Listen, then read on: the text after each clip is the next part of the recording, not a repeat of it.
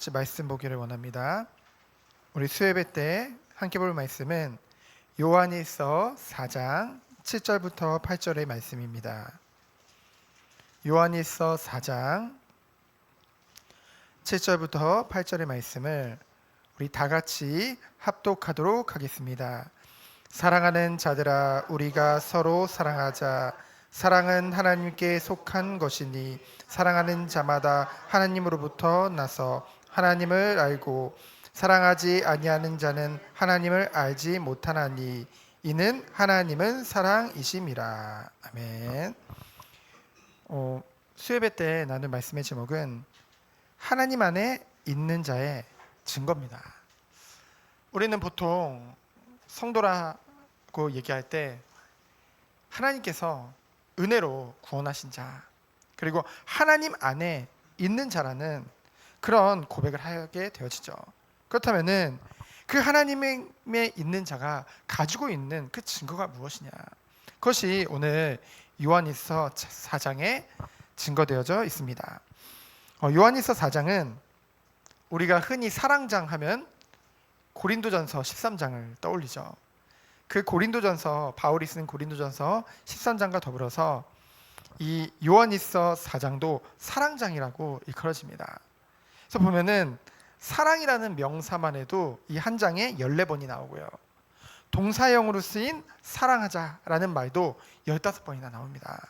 그만큼 사랑에 대해서 강조하고 있는 것이죠. 그래서 이 요한일서 4장을 한마디로 결론을 내면 뭡니까? 구원의 증거는 바로 사랑하는 자라는 거죠. 제가 대학 때 이제 쓴 일기를 보면은 그런 고백을 했어요. 뭐냐면은 세상 모든 사람을 사랑할 것이다. 왜 그런 고백을 하는지 모르겠습니다. 어쩐지 그게 그냥 이 말씀을 준비하는데 떠오르더라고요. 그때 어떤 마음을 가지고 어떤 중심을 가지고 그런 고백을 했는지. 하나님이 정말 우리에게 주신 은혜를 생각하면은 세상 모든 사람을 사랑할 수밖에 없는 그 은혜 가운데 들어간다는 것이죠. 여기서 말하는 형제는 우리의 혈통적인 형제를 말하는 것이 아닙니다. 그것뿐만이 아니라 그리스도 안에서 하나 된 형제, 더 나아가서 아직 이 복음을 듣지 못해서 주의 잃어버린 양들, 그 잃어버린 형제들을 말하고 있는 것이죠. 그래서 우리는 구원의 증거가 뭡니까? 결국은 하나님은 사랑이시기 때문에 그 사랑을 우리가 가지고 있기 때문에 우리 또한 다른 사람을 사랑할 수 있는 것이란 거죠. 그래서 첫 번째로 오늘 사도 요한은 1절로 6절에 보면은 거짓 영을 분별하라고 말하고 있습니다. 사람들이 너무나 순진해요. 그래가지고 눈에 보이는, 그리고 그들이 말하는 것을 고지곳대로 믿는 경우가 너무나도 많다는 거죠. 그래서요, 성도는 분별력이 있어야 됩니다. 분별할 수 있는 힘이 있어야 돼요. 근데 그 힘이 어디서부터 옵니까? 바로 말씀에서부터 오는 거예요. 그래서 우리가 이 예배 시간에 다른 것보다 이 하나님의 성경 말씀을 나누는 것이 너무나도 중요하다는 것이죠. 저 요즘 어떤 목사님이 책을 선물해 준 책을 읽고 있어요. 저는 제가 읽고 있는 제가 무슨 책을 읽고 있다가 누가 선물을 해주면은 그거의 숙제같이 느껴져요. 그래서 그거부터 읽습니다. 왜냐면은 그 누군가 나에게 그 책을 선물한다는 것은 그 책에 담긴 내용을 나와 함께 나누고 싶어 한다는 그런 생각이 있기 때문에 그걸 읽는데요. 요즘 뭐 박영선 목사님이 쓰신 책을 선물 받아서 읽고 있는데요. 그 박영선 목사님이 40년 동안, 박영선 목사님 하면은 우리나라에서 대표적인 그런 목회자잖아요.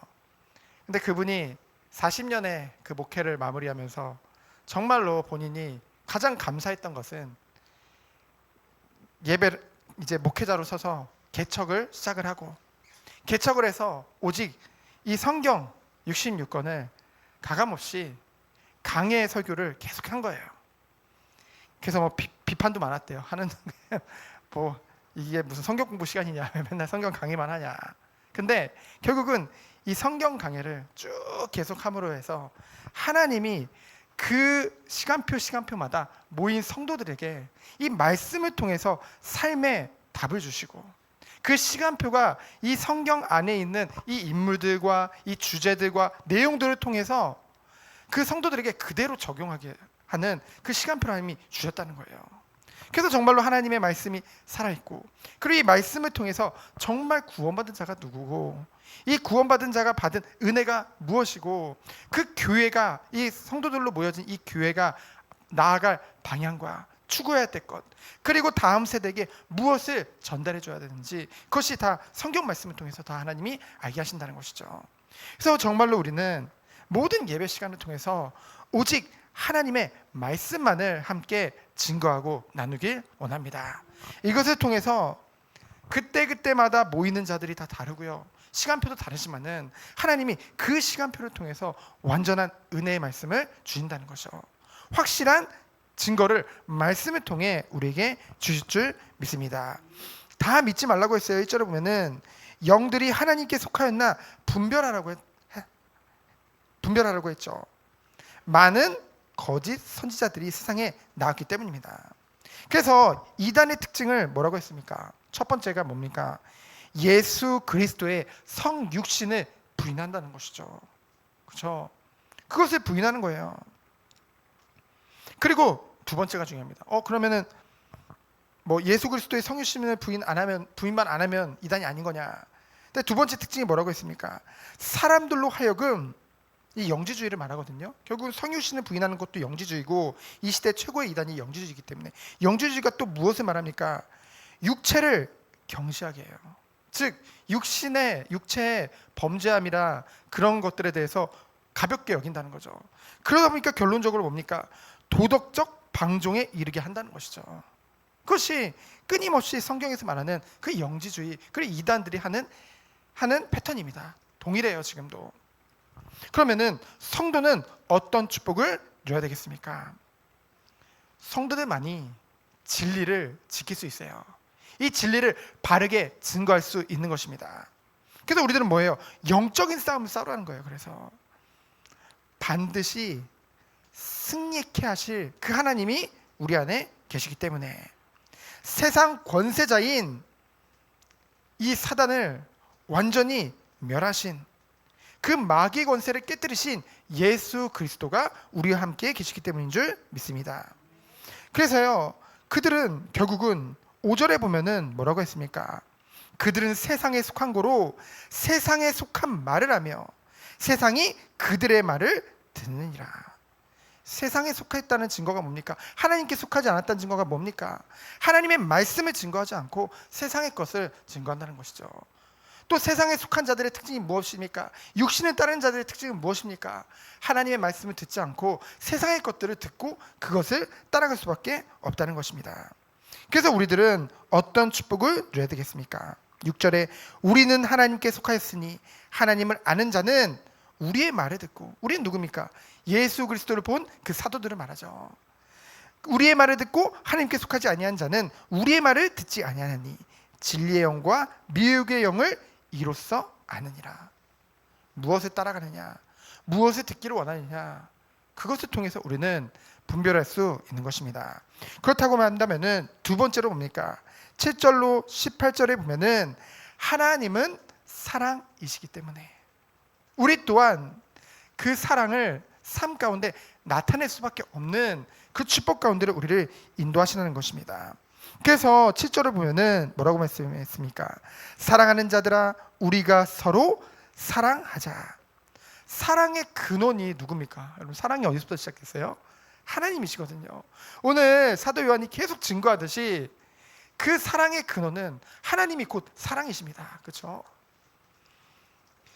하나님께서 우리를 먼저 사랑하사 독생자 예수 그리스도를 아낌없이 우리에게 보내주셨죠.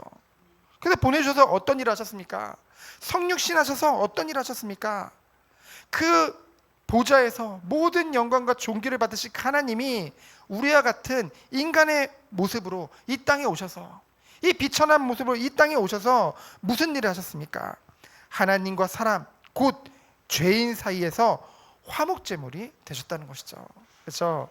그것이 우리에게 주신 은혜와 사랑인 줄 믿습니다.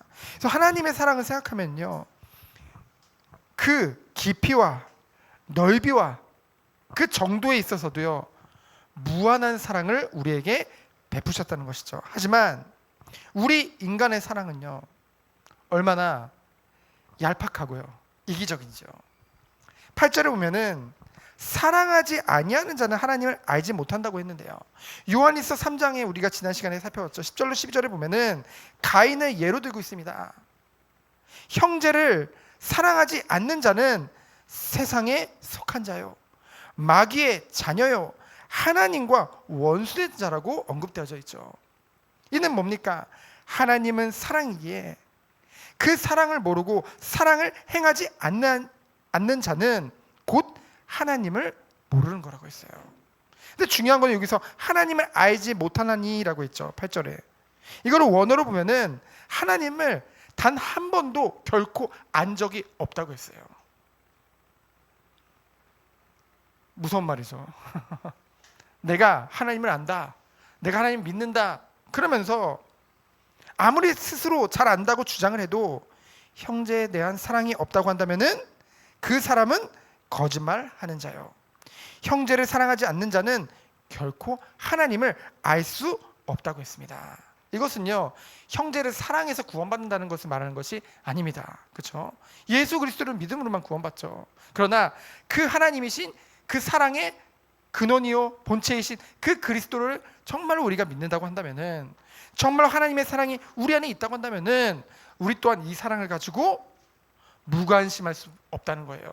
죽어가는 저 영혼을 향해서 정말 우리 이웃들, 우리 주변에 있는 영혼들 보면은 지금 하나님 모르고 죽어가고 있잖아요. 그들에게 무관심할 수 없다는 것입니다.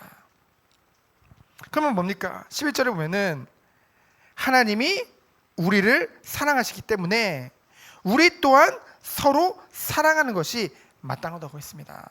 그래서요, 진짜 하나님이 보실 때 가장 마음 아픈 것이 뭘까요?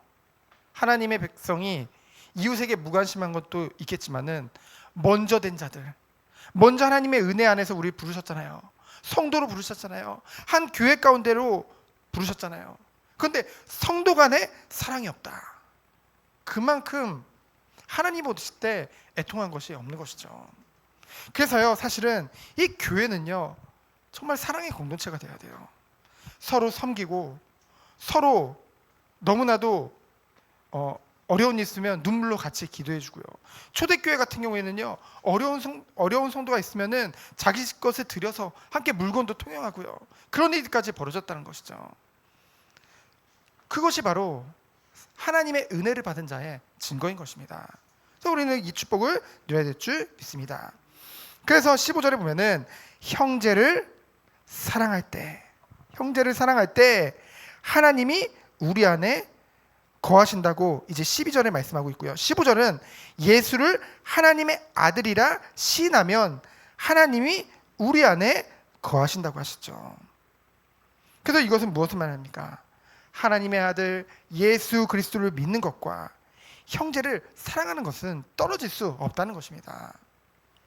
진정한 하나님을 믿는 자요, 하나님의 은혜를 받은 자라고 한다면은 형제를 사랑하는 그 축복을 누릴 수밖에 없다는 것이죠. 그래서 16절로 18절에 보면은 진정으로 이 사랑을 실천하는 자만이 마지막 심판날에 어떻게 한대요? 하나님 앞에 두려움 없이 담대히 나아갈 수 있다고 했습니다. 우리는 마지막 때를 보면서 가는 거예요. 우리가 심판 때 하나님이 심판주 앞에 우리가 서죠. 우리는 은혜 안에서, 정말 하나님의 은혜 안에서 구원받아서 이 땅에서 사는 동안 주님이 주신 축복과 은혜 안에서 잘 살았죠. 그러면 하나님이 물으실 거예요. 너는 그 받은 은혜와 사랑을 어떻게 세상 가운데 나타냈느냐. 그렇죠? 우리는 무엇으로 나타낼 수 있습니까? 오늘 요한일서 4장에 정확하게 말씀하고 있죠. 죽어가는 영혼을 사랑함으로, 우리 주변에 있는 영혼들을 사랑함으로, 우리와 관계된 모든 현장의 사람들을 사랑함으로. 인간 사랑입니까? 아니요. 아까 말했잖아요. 인간 사랑은 얄팍하고, 그렇죠? 이기적일 수밖에 없다니까요. 우리가 아무리 사랑하고 싶어도 우리의 어떤 부분을 건드리면은 그 사람이 미워질 수 있어요. 그게 인간의 연약함입니다. 그러나 영원한 사랑이 우리 안에 있다는 것이죠. 무엇입니까? 아가페 사랑이에요. 그래서 여러분, 우리가 정말 기도하는 이유가 뭡니까? 이렇게 기도하잖아요. 우리가 우리가 하나님을 알면 알수록 그 하나님을 향한 사랑이 너무나 커지잖아요, 우리 마음에. 그러니까 그 사랑하는 그 하나님을 향해 우리가 어떻게 기도합니까? 주님의 마음을 우리가 알기 원하고, 주님의 마음이 내 마음이 되기 원하고, 주님이 이 세상을 사랑하는 그 사랑을 나 또한 본받기 원합니다. 그 예수님의 사랑을 담기를 원합니다. 그 예수님의 그 인격을 담기 원합니다. 성품을 담기 원합니다. 기도하잖아요. 그렇죠? 그것이 당연하다는 것이죠. 그래서 우리들은 이 성화라는 것은 완전해지는 것을 말하는 것이 아닙니다. 우리가 완전해질 수가 있나요? 그렇죠? 그러나 우리는 완전한 것을 향해서 계속 나아가는 것이죠. 우리의 마음과 우리의 중심이 이 삶에서 사는 동안 그 완전한 것을 바라보며 그것으로 즐거워하고, 그것으로 기뻐하고요, 그것으로 행복하고요. 그렇죠? 그것이 하나님이 우리에게 주신 축복인 줄 믿습니다. 그러한 자들은 뭡니까? 18절에 보면은 사랑 안에 있는 자들은 두려움이 없다고 했어요. 이건 하나님을 경외하는 그 두려움과는 다른 것입니다. 그렇죠? 끊임없이 여러분, 하나님 은혜 안에 있으면 있을수록 이 말씀을 알면 알수록 우리에게 정말로 어떤 마음이 올까요? 뭔가 죄책감이라는 것도 자주 오고요. 나는 왜 안 될까? 나는 왜 이런 실수를 할까? 근데요, 이 사랑 안에서, 이 은혜 안에서 계속 거하면 거할수록, 그리고 주님 오시는 그날까지 우리 안에 이 하나님이 베푸신 이 사랑이 나뿐만이 아니라 생각을 통해, 그리고 내 주변 사람들에게 자연스럽게 전달되어지는 것을 볼 때, 예수님이 말씀하실 때 결국은 원수까지도 사랑할 수 있는 그 마음과 그 은혜가 우리에게 올 때 우리에게 두려움이 사라지는 것이죠. 사랑 안에서 담대하게 하나님이 원하시는 그 온전한 그 축복을 누릴 수 있는 것입니다. 그렇기 때문에 마지막으로 세 번째로 보면은 19절 22절에 보면은 사도 요한이 어떻게 결론 내리고 있습니까? 이 사랑을 실천하라. 사랑을 실천함으로 구원받아라 이러면은 그거 잘못된 거예요. 그렇죠? 그러나 우리가 이미 완전하신 그 은혜를, 그리스도 안에서 완전한 사랑을 우리가 이미 받았잖아요. 그러니까 그 사랑을 어떻게 하라고요? 삶 가운데 실천하자. 우리가 시간표를 왜 짭니까? 시간표 왜 짭니까? 그렇게 하려고 이 시간표를 계속 짜서 그대로 하다 보면은 나중에 시간표 없이도 그게 되잖아요. 그렇죠? 우리가 이 사랑을 실천하자, 이게 행위입니까? 이게 율법입니까? 아니에요. 우리의 삶 가운데 작은 것 하나를 통해서도 하나하나 실천해 나가는 거예요. 그렇죠? 그러면서 그 순간순간 안 될 때 주님 바라보는 거예요. 주님의 은혜를 구하는 것입니다. 우리에게 매일매일 은혜가 필요한 것이죠. 그래서 우리가 오늘도 예배의 자리로 나왔잖아요. 무슨 마음을 갖고 나오셨나요? 이 은혜가 너무나 필요하기 때문에. 이 하나님의 은혜와 사랑이 없어서는 살 수가 없어요. 할 수가 없어요. 잘 지낼 수가 없는 것입니다. 그렇게 성도를 하나님이 이끌어가요. 우리는 어떤 교회에서는 막 복 받는다, 어떤 교회에서는 뭐 이렇게 잘 되는 것이 복음이다, 아니에요. 그렇죠? 성경은 분명하게 말하고 있습니다. 어떤 상황 속에서라도, 그렇죠? 어떤 환경 속에서도, 어떠한 입장에 있을지라도 나는 오직 여호와로 즐거워하느니라. 그 사랑으로 하나님께 감사하느니라. 그것이 우리에게 주신 축복인 줄 믿습니다. 그래서 19절로 19절에 보면은 뭐라고 했습니까? 우리가 사랑함은 그가 먼저 우리를 사랑했기 때문에. 로마서 5장 8절 말씀이 생각나죠. 우리가 아직 죄인 되었을 때 그리스도께서 우리를 위해서 죽으심으로 우리를 향한 자기의 사랑을 확증하셨느니라. 그러면서 20절에 뭐라고 했습니까? 누구든지 하나님을 사랑하노라 하고 그 형제를 미워하면 이는 거짓말하는 자니 보는 바 그 형제를 사랑하지 아니하는 자는 보지 못하는 바 하나님을 사랑할 수 없느니라. 그러면은 주님이 주신 계명은 무엇입니까? 하나님을 사랑하는 자 또한 그 형제를 사랑하라고 말씀하고 있습니다. 그래서 결론적으로 우리가 마태복음 22장 37절로 40절을 제가 읽어드리도록 하겠습니다. 짧아요. 예수께서 이르시되 내 마음을 다하고 목숨을 다하고 뜻을 다하여 주 너의 하나님을 사랑하라 하셨으니 이것이 크고 첫째 되는 계명이요 둘째는 그와 같으니 내 이웃을 내 자신과 같이 사랑하라 하셨으니 이 두 계명이 온 율법과 선지자의 강령이니라. 우리가 무엇을 준비할 때, 무엇을 시작할 때 우리의 중심과 우리의 마음에 이것이 있어야 돼요.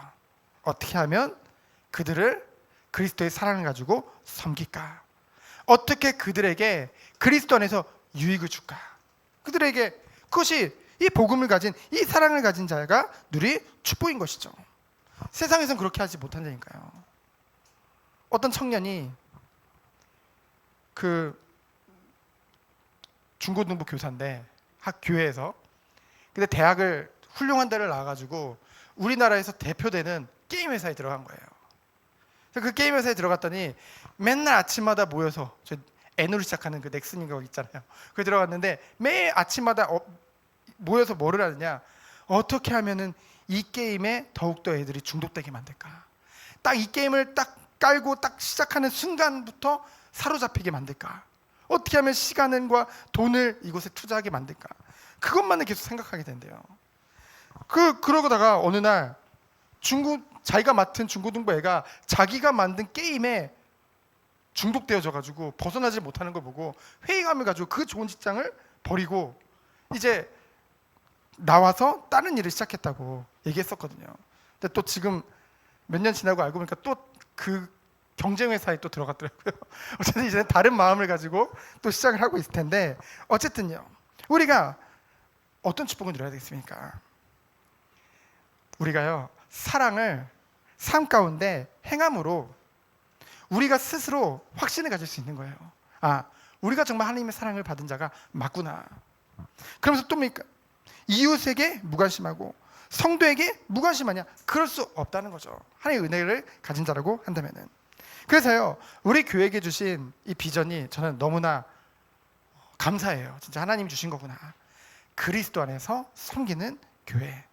섬길 수 있다는 것은 은혜를 가졌다는 것입니다. 하나님의 사랑을 가졌다는 것입니다. 우리가 이 축복을 누리기를 원합니다. 이제 이번 주에 우리가 그 예산과 결산을 이제 두고 있죠. 우리 교회가 비록 작지만은 정말로 우리가 가진 것 중에 작은 것을 들여서 이제 이렇게 이웃 사랑을 실천해야겠다.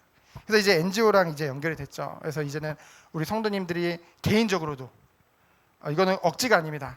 딱 10,000원, 한 달에 10,000원이면은 그 네팔에 있는 아이를 부모님들부터 학교에 안 보낸대요. 왜냐하면은 먹고 살기 힘드니까.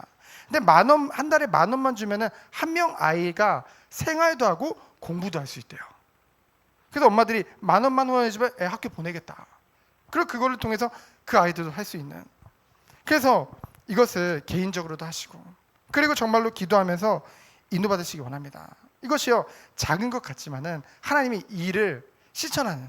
그래서 저는 이 말씀을 준비하면서 이게 딱 떠오르더라고요. 그래, 우리가 정말로 이것에 방향 맞추고 하나님이 원하시는 응답을, 은혜를 누려야겠다. 정말로 우리 것을 고집하는 것이 아니라 그리스도 앞에서 모든 것을 다 내려놓고 정말 주님이 원하시는 것에 쓰임받는 그 교회의 응답을 누려야겠다. 이 응답이 우리 모든 성도님들에게, 그리고 우리 교회에게 있기를 예수 그리스도 이름으로 축원드립니다. 시간 기도합니다. 하나님 감사합니다. 하나님이 원하시는 이 사랑을 먼저 우리가 누리고 이 사랑을 온 세상에 증거하는, 나타내는 우리 귀한 성도님들로 주께서 축복하여 주옵소서. 살아계신 예수 그리스도 이름으로 기도합니다. 아멘.